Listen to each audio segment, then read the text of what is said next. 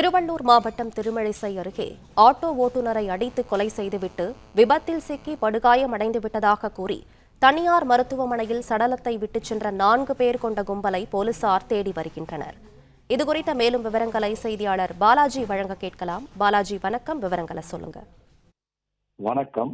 திருவள்ளூர் மாவட்டம் திருமழிசை அடுத்த குண்டுமேடு பகுதியைச் சேர்ந்தவர் ஆட்டோ ஓட்டுநரான ஹரிகிருஷ்ணன்.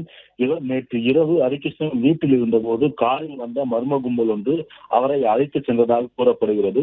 இரவு முழுவதும் ஹரிகிருஷ்ணனின் மனைவி தொலைபேசியில் அழைத்த போது ஏற்காத நிலையில் இன்று காலை ஹரிகிருஷ்ணனுக்கு விபத்து ஏற்பட்டுள்ளதாக சோழவரம் அருகே தனியார் மருத்துவமனையில் அனுமதித்துள்ளதாக தகவல் தெரிவிக்கப்பட்டுள்ளது.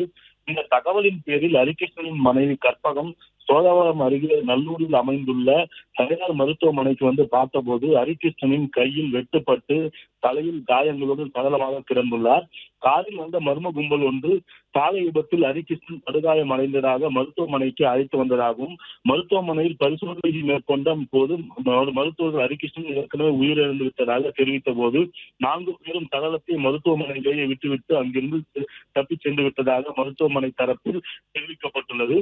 இதனையடுத்து வீட்டில் இருந்து காரில் அழைத்து சென்று கொலை செய்தவர்கள் யார், அவர்கள் மீது நடவடிக்கை எடுக்க வலியுறுத்தி உறவினர்கள் மற்றும் அவரது மனைவி வெள்ளவேடு காவல் நிலையத்தில் புகார் அளிக்க சென்றுள்ளனர். வீட்டில் இருந்து ஆட்டோ ஓட்டுநர் ஹரிகிருஷ்ணனை காரில் கடத்தி சென்று கொலை செய்த நபர்கள் யார் என்பது குறித்து கொலைக்கான முன்விரோதம் குறித்தும் வெள்ளவேடு காவல்துறையினர் வழக்கு பதிவிட்டு தீவிர விசாரணை மேற்கொண்டு நடவடிக்கை எடுக்க வேண்டும் என அவரது மனைவியும் உறவினரும் கோரிக்கை விடுத்துள்ளனர்.